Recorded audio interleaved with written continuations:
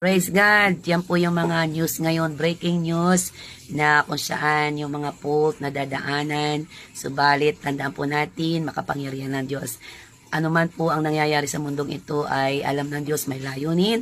At sabi naman ng Panginoon, 365 times na huwag matakot.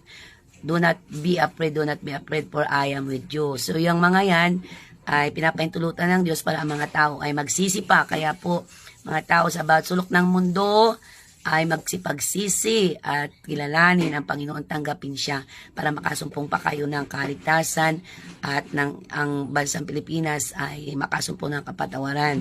Manalangin po tayo, ang magagawa lang natin panalangin kasi mas makapangyarihan ang Diyos natin sa mga yan. At saka yun ay nangyari na dati pa, yun ay nakasulat na sa Mateo 24. Kaya po, Ama, sa pangalan so salamat po.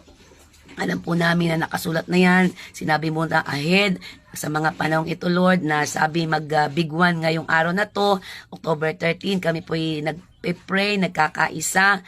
Kami po'y patuloy mong kaawaan at patawarin sa lahat ng mga kasalanan. Ang Pilipinas po ay yung daluyan ng habag at awa, at kung ano po yung mga faults na yan, ikaw po ay may kapangyarihan na hawakan niyaan. Kabagan mo ang mga tao at ikaw po ang kilalanin sa Espiritu at katotohanan. Maraming salamat po, at sabi mo sa Santiago 5:16, ang panalangin ng matuwid ay yung papakinggan. Ang panalangin ng dalawa ay yung papakinggan. Marami po kaming nananalangin, Ama.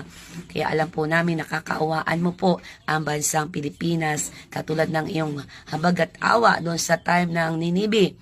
Kaya po pagpalain po ang nasa pamunuan.